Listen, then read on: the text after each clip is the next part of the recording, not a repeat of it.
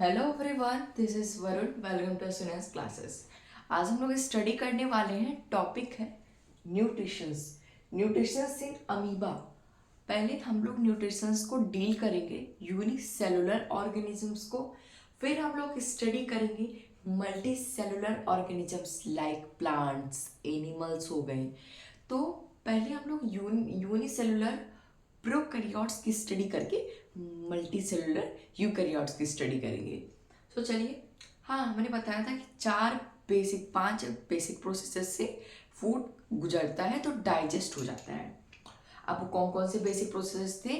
जैसे हो गया अपना, पहले फूड का इनटेकिंग हो गया। क्या हो गया? इनटेकिंग ऑफ फूड। फिर डाइजेशन होगा। डाइजेशन के बाद एसिमिलेशन होगा। एसिमिलेशन के बाद इंजेशन होगा। हाँ, वो सारे प्रोसेसेस एक ह्यूमन अपना फूड लेता है, वो सारे प्रोसेसेस यहाँ पर भी परफॉर्म होते हैं। देखते हैं अमीबा में पहला वो है होलोजोइक टाइप ऑफ न्यूट्रिशन है, यानी कि होल फूड को बॉडी में डाइजेस्ट करता है, अपने बॉडी में इनटेक करता है फूड को, उसके बाद डाइजेस्ट करता है। और ये क्या है? एक माइक्रोस्कोपिक ऑर्गेनिज्म, यानी जैसे माइक्रोस्कोपिक एनिमल्स हो गए, प्लांट्स हो गए, उन पे फीड करता है। ओके। और एक अपने प्रोसेस जिसे हम लोग फैगोसाइटोसिस कहते हैं, फैगोसाइटोसिस, उस प्रोसेस से अपना फूड ऑब्टेन करता है। अभी नहीं समझ आ रहा होगा, बट हम अभी इसे डायग्राम रिप्रेजेंट करते हैं। ये 7 पॉइंट्स जो कि 7 है पॉइंट्स है, ये बेसिक है। और ये अपने एनसीईआरटी बुक से कैप्चर किए हुए हैं, कहीं और के नहीं है। तो अमीबा जो करता है, फॉल्स फीट का फॉर्मेशन कर लेता है, जिसे हम लोग सूडोपोडिया कहते हैं। यहाँ छोटा सा डायग्राम बनाता हूँ। ये अमीबा इनरेगुलर सा ऑर्गेनिज्म अमीबा हो गया। अब मान लीजिए यहाँ पर कोई फूड का पार्टिकल है, यहाँ पर कोई फूड का पार्टिकल है, इसे एब्जॉर्ब करना है। तो ये अमीबा जो है ना, ये फॉर्म करेगा सूडोपोडिया का। ओके, सूडोपोडिया जैसे ये अमीबा इनरेगुलर शेप करे कुछ ऐसा बन जाएगा, और यहाँ पर फूड आएगा। और यहाँ पर अंत में अमीबा कुछ ऐसा बनकर फूड को अपने अंदर कैप्चर करके इसे स्टोर कर देगा। तो ये इतना सारा प्रोसेस से गुजरना होगा। तो इसे क्या किया? इसने फॉर्म किया फॉल्स फीड का, जिसे हम लोग सूडोपोडिया कहते हैं, जो कि इंगल्फ करा फूड को। ओके। अब देखिए, ये सब तो बेसिक प्रोसेसेस हैं। उन्हें खाना कैसे लिया, उसके बाद फूड को डाइजेस्ट करता है। फूड को क्या करता है? डाइजेस्ट करता है। Digested food vacuole. अब हम लोगों ने प्रीवियस क्लास यानी क्लास 9th में हमने पढ़ा था कि वैक्यूल क्या करता है? एक फूड वैक्यूल होता है जो अमीबा को फूड को डाइजेस्ट करने में मदद करता है। तो यहाँ पर फूड वैक्यूल का फंक्शन रहेगा कि फूड को डाइजेस्ट कराना, और डाइजेस्ट फूड होने के बाद उसे एसिमिलेशन कराना, यानी डाइजेस्टेड फूड को डिफ्यूजन की मदद से साइटोप्लाज्म में सीक्रेट कराना है। ये अमीबा सेल हो गया। मैं बनाता हूँ, बनाते चलते समझ आएगा। ये अमीबा सेल हो गया, और ये इसका न्यूक्लियस है, ये न्यूक्लियस है। अब इसके अंदर वैक्यूल प्रेजेंट होता है, जो कि क्या करता है? प्राइमरी फंक्शन प्रोवाइड करता है डाइजेशन में। डाइजेशन के बाद फूड को एब्जॉर्प्शन में, एब्जॉर्प्शन। अब इसके बाद इंजेशन प्रोसेस होगा, यानी कि देखिए सारे हो गए प्रोसेसेस। अब जो फूड डाइजेस्ट नहीं हुआ है, जैसे फूड एब्जॉर्ब भी हो गया, जो फूड डाइजेस्ट हुआ एब्जॉर्ब भी हो गया साइटोप्लाज्म तक, हमें एनर्जी भी मिल गई, तो अंत में क्या होगा? अंत में जो इंजेशन की प्रोसेस होगी, यानी कि ऐसा प्रोसेस जो सारे अनडाइजेस्टेड फूड को बाहर ले जाना, अपने बॉडी के बाहर फेंक देता है, उसी को हम लोग इजेशन कहते हैं। तो इसको मैं जल्दी से डायग्राम की फॉर्म में आपको रिप्रेजेंट करता हूँ, सारे पॉइंट्स को देखते हैं। चलिए, इसका मैं डायग्राम, पहले स्टेप क्या होता है कि जैसे ये अपना अमीबा हो गया, ये इनरेगुलर सा सेल होता है। इनरेगुलर कोई बॉडी का एक फिक्स स्ट्रक्चर नहीं होता जिसे ये कहा जाए। तो ये फूड का पार्टिकल है। अब ये अमीबा क्या करेगा? फॉर्म करेगा सूडोफीट का, यानी कि फॉर्म सूडोफीट, सूडोफीट या सूडोपोडिया, सूडोफीट को फॉर्म करेगा। उसके बाद क्या होगा? ये ऐसे देखिए, ये हो गया। अब ये अपना शेप को चेंज कर कर इस फूड को अपने अंदर ले लेगा। उसके बाद क्या होगा, इसको क्या कर लेगा, कैप्चर कर लेगा, या इसे इंगल्फ कर लेगा, या इसे टेक कर लेगा। अब टेक कर लेगा, उसके बाद क्या होगा, ऐसे ऐसे ऐसे अपने अंदर लेकर इसे रख लेगा फूड को। अब इसके बाद ये फूड को रख लेगा तो इसे क्या करेगा, डाइजेस्ट करेगा। डाइजेस्ट करने के बाद क्या करेगा, इस फूड को, इस फूड जो डाइजेस्ट फूड हो गया, अब उस डाइजेस्ट फूड को एब्जॉर्ब करवाएगा। क्या करवाएगा, एसिमिलेशन करवाएगा। For this is visible, assimilation करवाएगा। और ये फूड जब एसिमिलेट हो जाएगा तो क्या होगा, इसमें जो जो अपने अनडाइजेस्टेड फूड है, अनडाइजेस्टेड फूड उनको क्या करवाएगा, बाय प्रोसेस ऑफ इजेशन, यहां पर लिखे इजेशन, इजेशन से वो सब खाना बाहर निकलवा देगा। तो ये पूरा एक डायग्रामेटिक फ्लो है, यानी कि 4 पॉइंट्स हो गए, कुल मिलाकर 4 पॉइंट्स में, 5 पॉइंट्स में, 2 3 4 5 पॉइंट्स में हमने न्यूट्रिशन ने अमीबा कवर कर लिया। पैरामीशियम में क्या होता है, देखिए देखते हैं। पैरामीशियम का जो न्यूट्रिशन है, अब क्या करते हैं, जो पैरामीशियम है it is the unicellular organism. हमने कहा ना कि एक यूनिसेलुलर ऑर्गेनिज्म का, फिर मल्टीसेलुलर पे।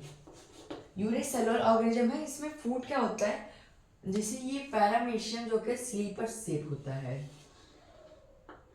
आई थिंक कुछ ऐसा। अब ये पैरामीशियम में क्या होता है, एक न्यूक्लियस तो हर सेल में होता है। अब इसमें क्या होता है, प्रोजेक्शन ऑफ शीलिया होता है, यानी इसकी बॉडी के बाहर एक माइक्रोविलाई, मतलब माइक्रोविलाई का एक सीलिया प्रेजेंट होता है, जो कि माइक्रोट्यूब्यूल्स का प्रोजेक्शन होता है।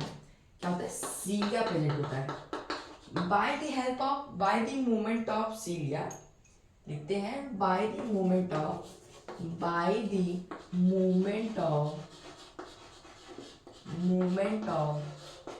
सीलिया, पैरामीशियम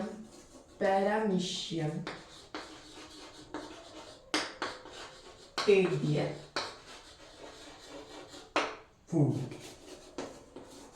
अब जो प्रोसेसेस फॉर्म किया मैंने, इसे पैरामीशियम हो गया, तो इस पैरामीशियम में वही प्रोसेसेस सारी परफॉर्म होंगी। जैसे फूड का आ गया तो फूड को एक स्पेसिफिक स्पॉट से उसे ईट कर लेगा, और इसके इंटायर सेल के सरफेस से, यहाँ पर ये कोई फूड है तो इस फूड को टेक कर लेगा अपनी बॉडी में, और इसे डाइजेस्ट करके सारी प्रोसेसेस वही परफॉर्म करेगा जो कि डन हुई थी अपने अमीबा में। चलिए इसको नोट करिए, मेन टॉपिक पे चलते हैं, इसे हम कहते हैं न्यूट्रिशन इन प्लांट। अब ये न्यूट्रिशन इन प्लांट क्या है, यानी कि जो प्लांट का ऐसा माध्यम जिससे प्लांट अपना फूड अपटेक करता होगा। देखिए प्लांट वो है एक ऑटोट्रॉफिक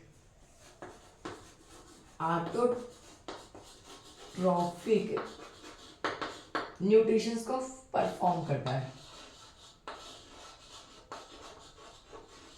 फॉर्म बाय प्लांट। अब ये ऑटोट्रॉफिक क्या है, हमने पिछले लेक्चर्स में कवर करवाया है, जाके देखिएगा। और देखिए ऑटोट्रॉफिक न्यूट्रिशंस क्या है, वो अपना इनऑर्गेनिक सब्सटेंस से, जैसे इनऑर्गेनिक सब्सटेंस का यूज करके ऑर्गेनिक में कन्वर्ट करके उसका फूड को टेक करता है। अब इसके, अब ऐसे नहीं फूड टेक कर लेगा, अब फूड टेक तो करता ही नहीं, क्योंकि ये खुद अपना food prepare themselves, food prepare themselves, यानी ये अपने आप से ही फूड प्रिपेयर करता है।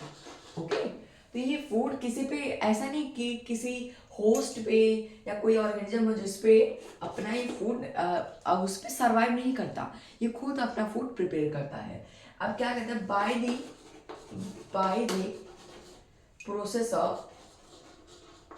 ऑफ फोटोसिंथेसिस, फोटोसिंथेसिस, फोटोसिंथेसिस की प्रोसेस से make their out food. Photosynthesis क्या है? फोटोसिंथेसिस की प्रोसेस से वह अपना फूड खुद ही बनाता है। चलिए फोटोसिंथेसिस की प्रोसेस देखते हैं। What is the photosynthesis? Heading दीजिए फोटोसिंथेसिस।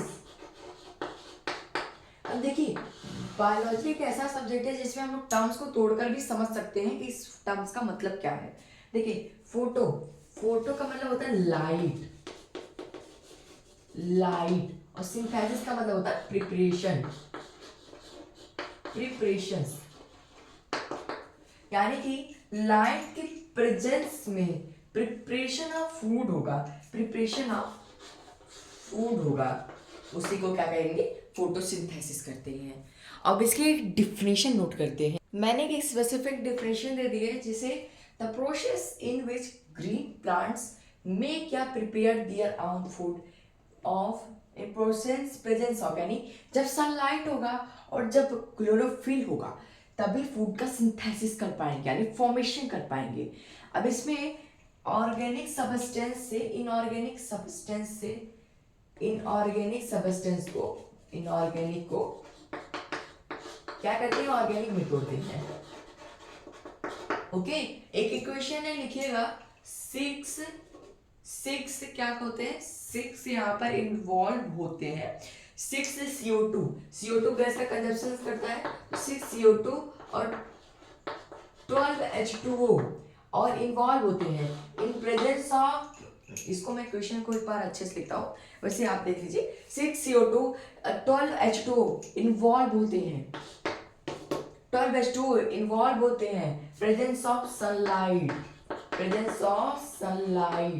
सनलाइट और क्लोरोफिल के प्रेजेंस में फूड का ब्रेक डाउन होता है, यानी फूड को एक सिंपलर मॉलिक्यूल से कॉम्प्लेक्स में तोड़ते हैं। क्या इक्वेशन है? C6H12O6 और किसमें तोड़ते हैं? 6O2 और किसमें? 6H2O में। ये इक्वेशन कंप्लीट होती है। अब इसके बाद मैं इसको अगली स्लाइड पे लिखता हूँ, उसके बाद एक्सप्लेन करता हूँ। अब ये है इक्वेशन, इसमें क्या होता है? 6 CO2 इन्वॉल्व होती है। याद रखिए CO2 एक क्या है? इनऑर्गेनिक सब्सटेंस है। अब इनऑर्गेनिक सब्सटेंस CO2 जो कि 6 CO2 में 6 हम लोग लिए हैं, 6 CO2 12 H2O इन्वॉल्व हुए किसके प्रेजेंस में? सनलाइट और किसके प्रेजेंस में? क्लोरोफिल। सनलाइट और क्लोरोफिल के प्रेजेंस में ये 6 यानी 6H12O6 यानी कि फॉर्मेशन करते हैं ग्लूकोज का। फॉर्मेशन क्या करते हैं? जिसके ग्लूकोज, इसे क्या कहते हैं? कार्बोहाइड्रेट्स भी कहते हैं। कार्बोहाइड्रेट्स का जो कार्बोहाइड्रेट्स होते हैं, इसका ही टाइप है ग्लूकोज। ओके, इसे हम लोग क्लास 11 बायोमोलिक्यूल में डील करते हैं, क्लास 12 में भी डील करते हैं। और यहाँ से क्या होता है? 6O2 और 6H2, ये क्या है? ये बाई प्रोडक्ट है। क्या है? By product.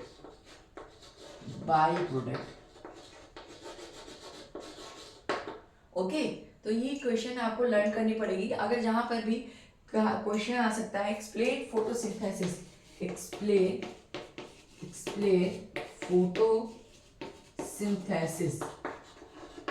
इसे एक्सप्लेन करके ये लिख सकते हैं। अगर क्वेश्चन आ सकता है एक्सप्लेन या हाउ प्लांट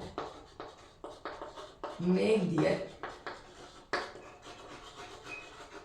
फूड, ऐसा कुछ क्वेश्चन प्रिपेयर हो सकता है जिससे मैंने ओवरव्यू दे दिया है। चलिए इसको नोट करिए। अब इसके एंडिंग पे ही आ चुके हैं। अब कुछ फोटोसिंथेसिस के प्रोसेस में कुछ इवेंट्स अकरिंग होते हैं जिससे क्वेश्चंस आस्क हो सकते हैं। तो उस इवेंट्स को देखते हैं। कुछ में इसमें रिएक्शंस कौन कौन सी होती हैं, 3 पॉइंट्स याद रखिएगा। यहाँ पर रिडॉक्स रिएक्शन होती है। यहाँ पर रिडॉक्स रिएक्शन मतलब absorption of light energy by chlorophyll. पहले मैं बेसिक बताता हूँ उसके बाद। एब्जॉर्प्शन यानी एब्जॉर्ब करेगा, absorption of light by chlorophyll, यानी क्लोरोफिल की मदद से लाइट का एब्जॉर्प्शन होगा। ओके, लाइट का एब्जॉर्प्शन हो गया। यहाँ पर रिडक्शन ऑफ यानी कि रिडॉक्स रिएक्शन हो रही है।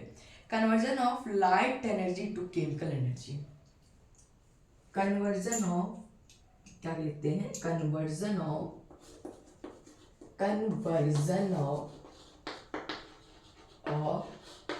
Light energy to chemical energy, यानी कि जो सनलाइट एब्जॉर्ब हुई थी केमिकल एनर्जी, उसको वैक्यूल की मदद से, वैक्यूल क्या कह रहे हैं हम लोग, उसे क्लोरोफिल की मदद से हम लोग कन्वर्ट कर दिए chemical energy.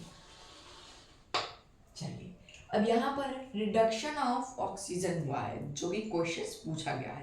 Reduction of carbon dioxide to carbohydrate, क्या हुआ है, reduction of carbon dioxide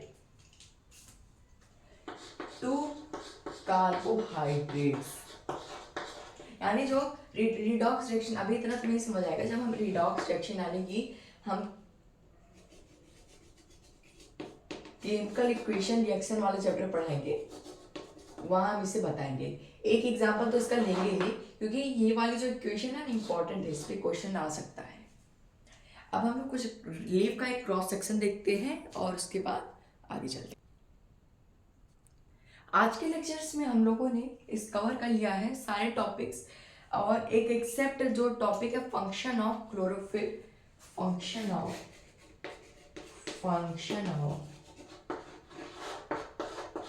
chlorophyll,